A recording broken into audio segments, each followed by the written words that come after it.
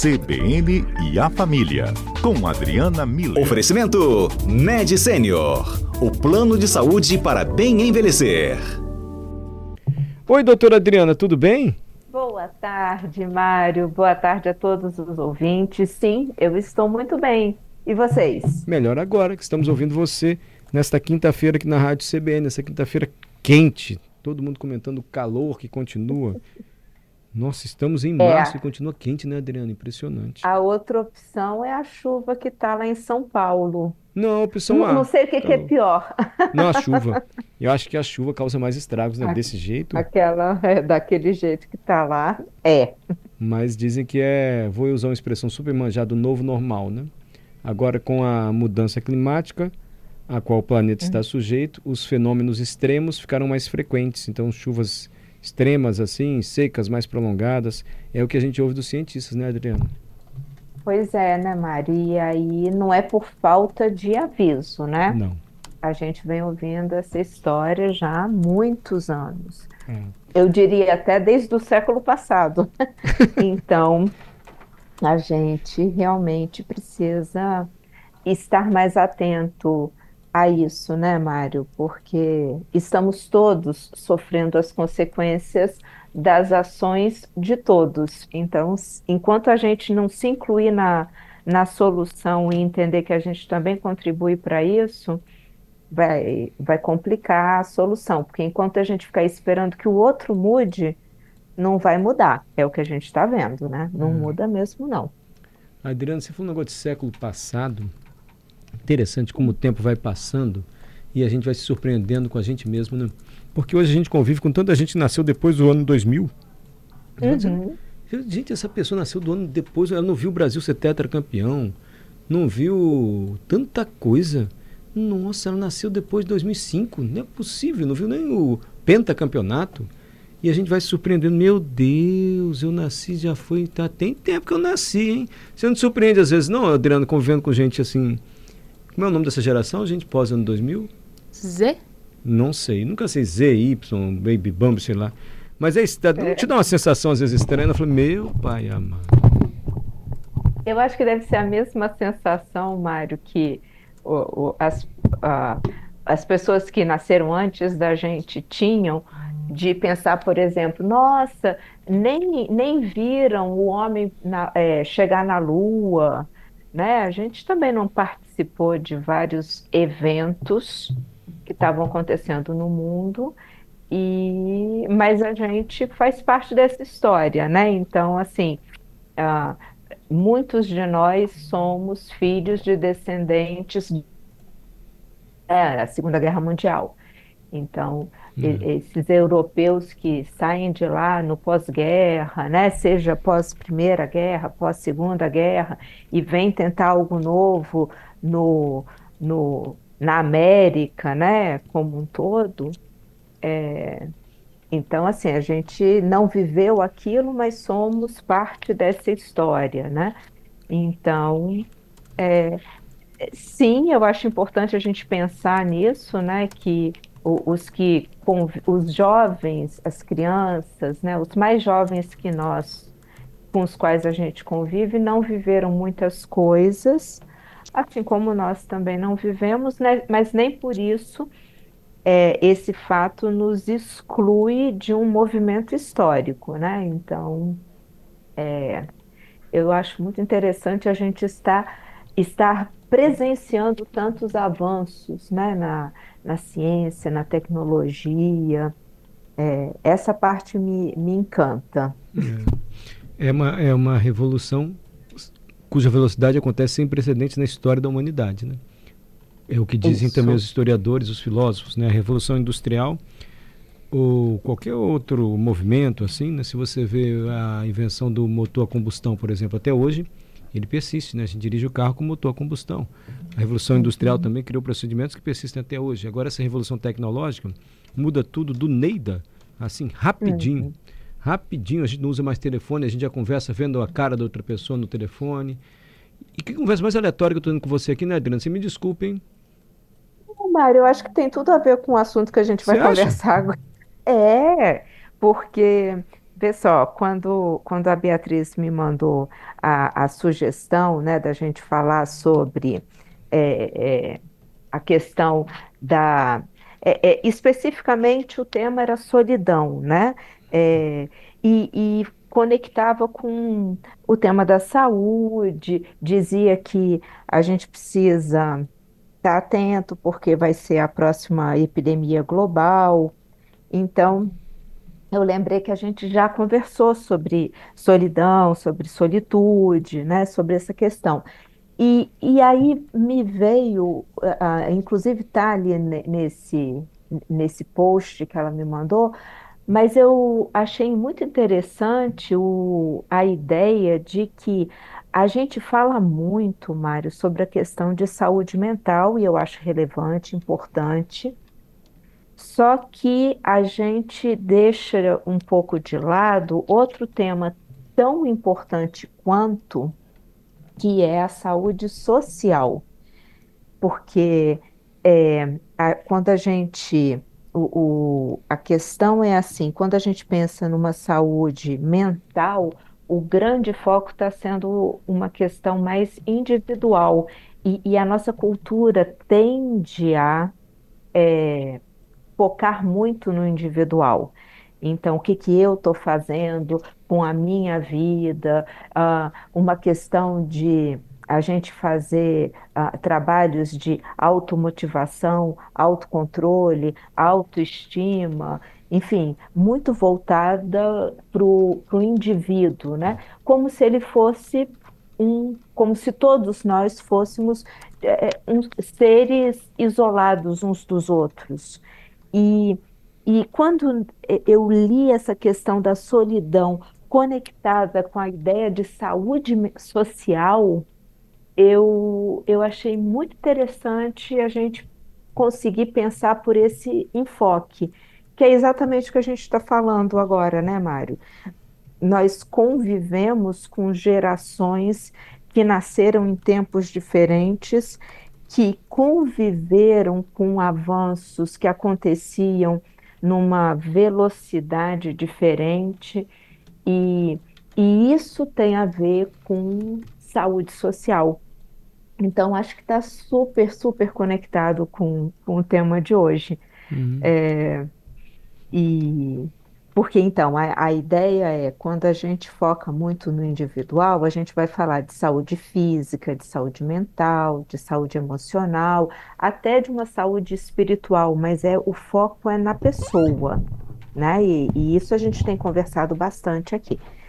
Quando a gente fala de saúde social, a gente amplia esse foco e a gente vai incluir a questão relacional, que é isso que a gente está falando, e também a questão cultural, a questão histórica, a questão, quando a gente pensa cultural e histórico, a gente está falando de valores, expectativas, conceitos, preconceitos, a gente está falando de problemas sociais que existem, como, por exemplo, a questão climática, o, os avanços tecnológicos que às vezes acontecem numa velocidade que nem todos conseguem alcançar, e a gente aí está falando também de pobreza, de desemprego, de racismo, de desnutrição, de desigualdade, que tudo bem, pode estar acontecendo com outro, não está acontecendo comigo, mas espera lá, isso me impacta, né? Na hora que a gente está num meio social em que há mais desemprego do que emprego, do que pessoas empregadas, a gente sabe que isso vai ter um impacto na inflação, no consumo, enfim, não somos seres tão isolados quanto todo esse enfoque no individual nos faz crer. E eu acho que essa é uma reflexão importante da gente começar a elaborar, né, Mário? Porque acho que isso convida a gente a se colocar de outra forma, inclusive diante dessa questão, por exemplo, da solidão que era a proposta da Beatriz. Uhum. Você acha então, Adriana, que uma pessoa que participa de grupos, de atividades em grupos ou em turmas, tem mais saúde mental? Então, aí tá vendo que é uma pergunta do Voltada pro- indivíduo. É, Isso. E é isso que é o difícil para todos nós fazermos, né, Mário? Mas sim, existem estudos mostrando isso, né? Como que essa questão das interações, elas impactam de forma positiva, ou seja, os efeitos são positivos na pessoa do ponto de vista físico, mental, emocional. Então, sim, a solidão e participar de grupos, do ponto de vista da pessoa que participa, é ok. Quando a gente pensa numa saúde social, a gente amplia um pouco esse enfoque, Mário, e começa a entender as interações que são saudáveis e funcionais na nossa vida. Então, a gente estar com pessoas de forma física ou virtual até, porque gera uma convivência com o outro e o outro é sempre diferente de mim. Então, esse movimento de fortalecer valores morais, de saber se comunicar, né? De participar de interações que estão acontecendo à nossa volta, na família, com os amigos, com colegas de trabalho, participar de projetos sociais. A gente está falando de uma ação nossa dentro de um grupo, entendendo que a minha participação ali modifica esse grupo. Então, eu posso chegar num grupo de família em que eu não gosto de alguém né, do comentário, do jeito, da opinião de alguém, né, dentro desse núcleo familiar.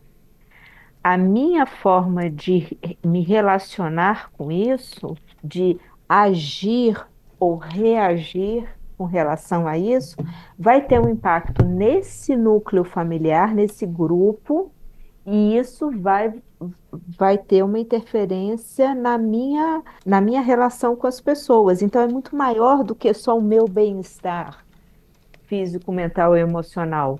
É toda uma relação que acontece ali, onde todas as pessoas que estão envolvidas têm esse impacto.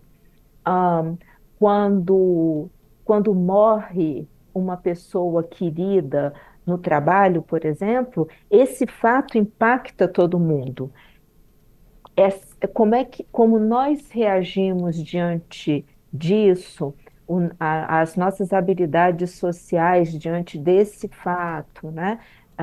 Ou quando alguém do nosso grupo de trabalho, sei lá, recebe uma promoção, ou quando alguém do nosso grupo de amigos fica grávida, ou a esposa engravidou, né? Então, sabe, assim, isso tem um impacto no grupo. E como a gente age diante disso também eleva esse grupo ou é, ah, diminui a qualidade das relações ali. Então, quando a gente está falando de saúde social, a gente está falando disso tudo, Mário. A sim, gente está falando, inclusive, de muitos temas que nós já abordamos aqui, como pertencimento, sim. rede de apoio, sentido para a vida, né? A gente saber que tem uma função produtiva, né? Ah, Hum. muitas vezes no trabalho, produtiva no sentido de produzir mesmo um Adriana, salário e poder fazer a economia girar, sim. e deixa eu só te interromper por causa do repórter CBN, pode ser? Porque tem o CBN, tá ótimo. Estamos no grupo aqui da CBN e na volta eu queria que você abordasse, porque não tem como, uma pergunta quase se impõe, que você falasse das redes sociais como ferramenta para essa saúde social. É uma Tá ferramenta que bom, está sendo usada de maneira positiva ou o que nós estamos vendo é algo diferente? Pode ser? combinadíssimo. Depois do repórter CBN. Voltamos com a terapeuta familiar e psicóloga, melhor, psicóloga, também terapeuta familiar, Adriana Miller, hoje falando do conceito de saúde social. Interessante essa aula que a Adriana está dizendo. A gente olha muito para nós, mas muitas vezes esquecemos de observar como nossas atitudes se refletem num grupo familiar, num grupo profissional, como determinados fatos também interferem a ação desse grupo positiva ou negativamente. A Adriana explicou muito bem isso anteriormente, com exemplos até, e eu disse que tem uma pergunta que se impõe, porque a gente vai falando em saúde social e não dá para ignorar a rede social, que alguns definem como rede antissocial. As redes sociais, em sua maioria hoje, contribuem para essa saúde social, para mobilizações em sentido positivo, ou pelo contrário, Adriana, são tantos cancelamentos, tantas manifestações de ódio, ou opiniões de quem não tem menor domínio sobre determinado assunto, acabam prejudicando essa saúde social que você descreveu para a gente? Pois é, Mário, eu acho que esse é um tema que precisa ser muito, muito bem considerado.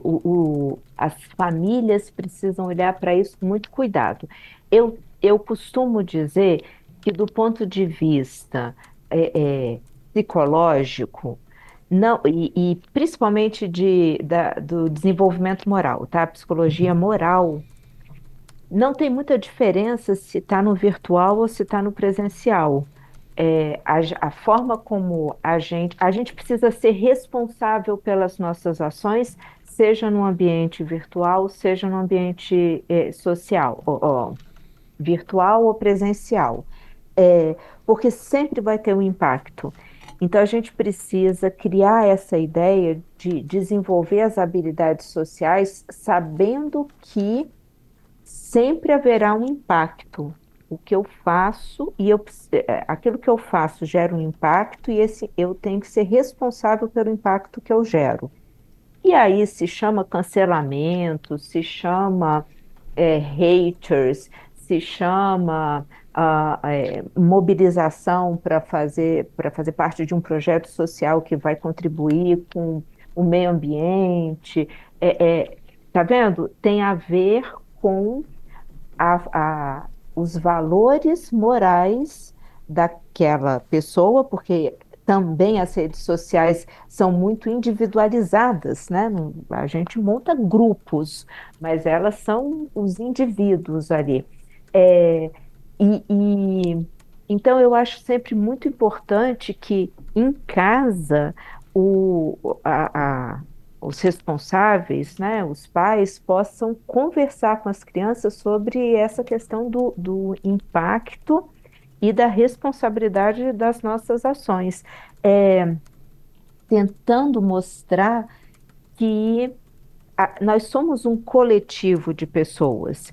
Então, se cada um de nós plantar uma árvore, a gente certamente vai ter um bosque.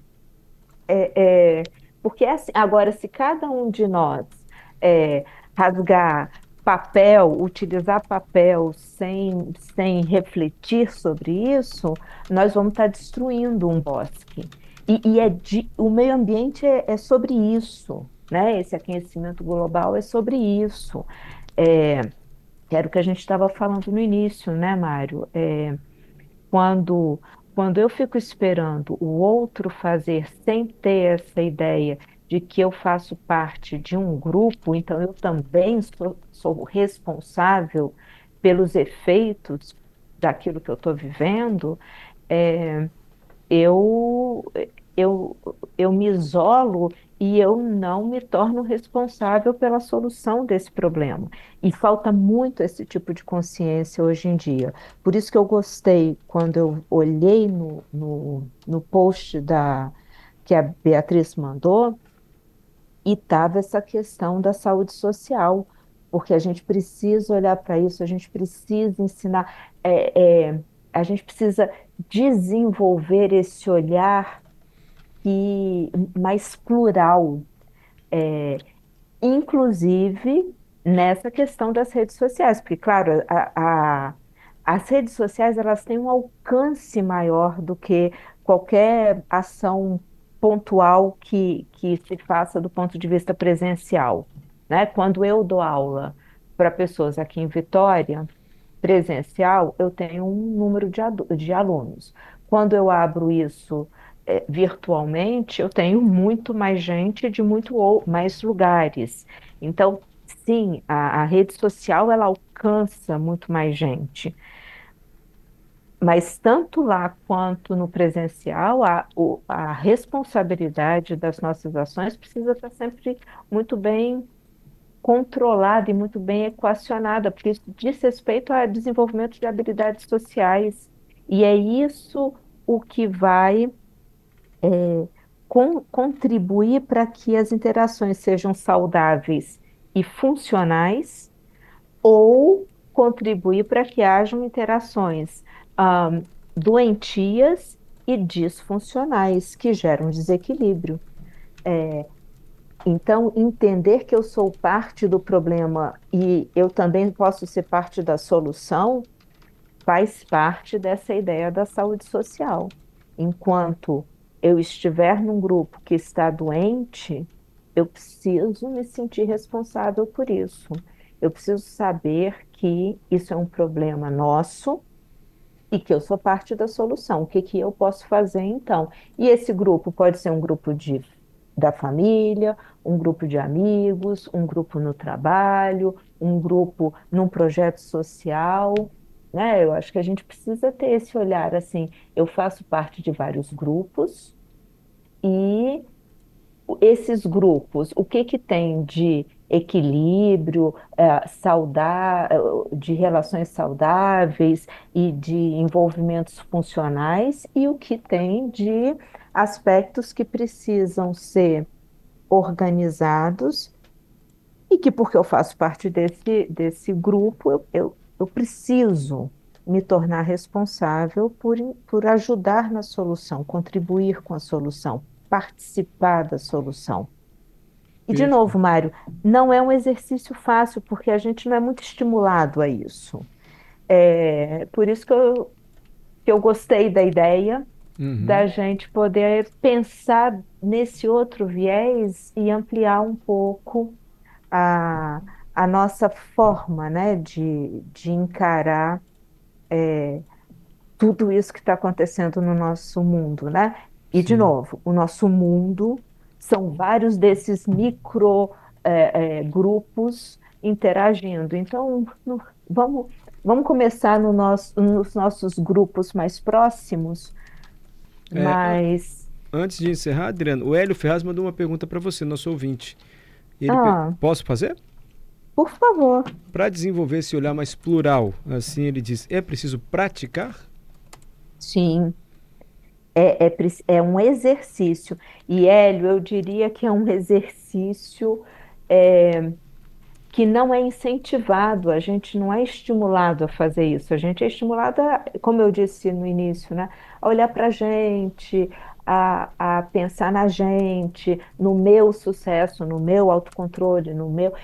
E, e então fica muito focado na gente. É uma visão quase egocêntrica, né? E de verdade a gente vive num mundo, então é um treinamento de olhar e, consequentemente, de comportamento, considerando o maior, né, o grupo. Então, assim, qual é o problema desse grupo do qual eu faço parte e como é que eu posso ser parte ativa na solução? Falar que tem problema, todo mundo está falando. Falar que está quente aqui, que está arrebentando, assim, tendo ventania e chuva lá em São Paulo, todo mundo está falando. Que a gente pode fazer, né? É falar que tá, tem problema em casa, tá. O que a gente pode fazer de forma prática, como grupo, como rede de apoio uns dos outros, como local de pertencimento, como um grupo de pessoas que quer, quer dar sentido para a vida, né? Que tem valores, compartilha de valores preciosos, que então assim, como é que nós que pensamos parecido, por isso somos um grupo, podemos contribuir com a melhoria desse grupo, do outro grupo? Imagina, Mário, se cada um de nós for conseguir nos nossos grupos, né? desenvolver esse olhar de uma saúde social, ou seja, de uma saúde do grupo, nossa, o mundo melhora rápido. Sem dúvida. A gente consegue uma mudança rápida, talvez mais rápida do que a da tecnologia. Talvez, numa velocidade maior. Adriana, obrigado. Sempre é bom ouvir a Adriana Mida às quintas-feiras na Rádio CBN. Obrigado, viu, Adriana? Obrigada a você, Mário, todos os ouvintes. Um grande abraço. Até quinta que vem. Até quinta-feira que vem, sempre conosco, Adriana Mider,